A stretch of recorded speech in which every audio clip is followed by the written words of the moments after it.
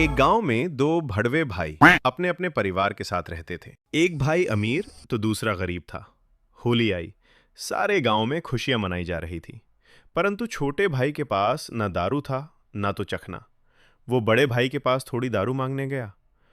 भैया। हाँ भैया। आज होली का त्योहार है, पूरे गांव में खुशियां मनाई जा रही है। सब लोग दारू गांजा पी के होली मना रहे हैं, मेरे पास कुछ नहीं है। हाँ तो भैया हमको भी एक देसी पौवा दे देते तो मैं भी होली मना लेता। बड़े भाई ने बोला, दट साला, जब देखो यहाँ कोई ठिका खुला है, कोई दरबार चल रहा है भिखारियों का। जब देखो साला मुंह उठा के चला आता है। जाओ यहाँ से, भागो, नहीं मिलेगा। और सुनो, दोबारा इस चौखट पे आना नहीं। चलो भागो।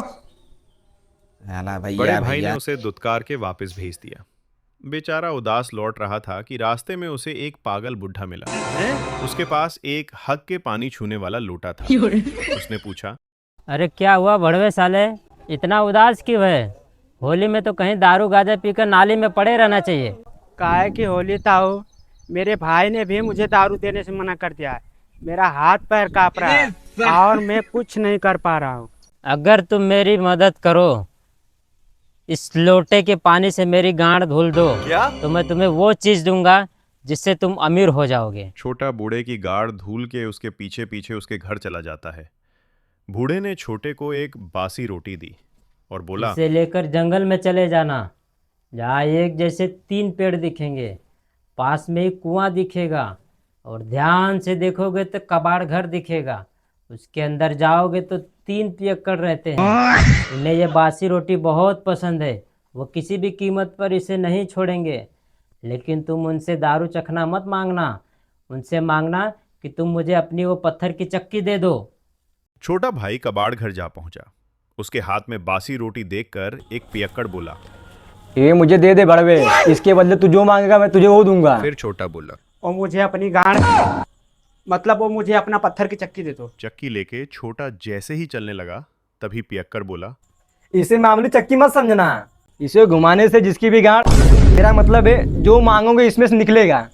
इच्छा पूरी होने पर इस पे लाल रंग की चड्डी से ढक देना, सामान निकलना बंद हो जाएगा।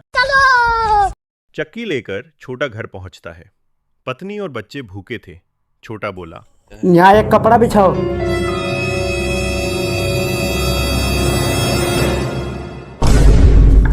पहन की लौड़ी, जब देखो तब दिन रात उतावली रहती है। छोटा चक्की रख देता है। फिर छोटे ने चक्की चलाई और बोला, चक्की चक्की दारू निकाल। बस देशी और पौवा की लाइन लगनी शुरू हो गई। दारू पीने के बाद छोटे ने फिर चक्की घुमाई और बोला, चक्की चक्की रसिया निकाल।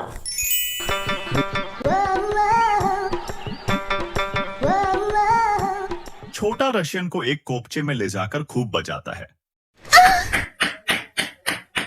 फिर सब ने दारू पी के पेट भरा, रात भर चैन की नींद ली। अगले सुबह बचे हुए दारू को छोटे ने सभी पियक्कड़ों को बांट दिया। वापस आकर उसने फिर वही क्रम अपनाया।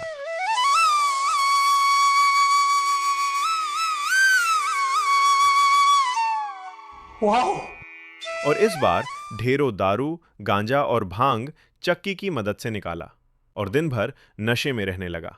ये देख बड़ा भाई उसकी खुशहाली से जलने लगा। उसने सोचा, कुछ दिन पहले तो ये हमसे देशी दारू मांगने आया था, अब इसके हाथ ऐसा क्या लगा जो ये अंग्रेजी और नए नए ब्रांड पीने लगा। एक रात बड़ा भाई छोटे के घर में छुप गया।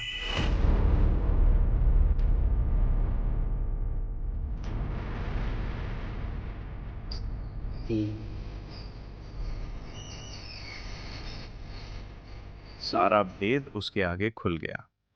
अगले दिन जब छोटा दारू पी के गिरा पड़ा था, तब बड़े भाई ने छोटे के घर से चक्की चुरा के एक बड़े जंगल में चला गया। तभी अचानक बड़े को प्यास लगी। उसने चक्की वहीं रख दिया, फिर चक्की घुमाया और बोला, चक्की चक्की दारू निकाल। इतनी खुशी मुझे।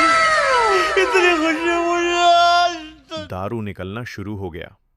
बड़ा भाई इतना खुश होने लगा कि उसको खुशी बर्दाश्त नहीं और वो हार्ट अटैक से मर गया। कहते हैं कि चक्की अब भी घूम रही है, तभी तो देश में दारू की कमी नहीं है।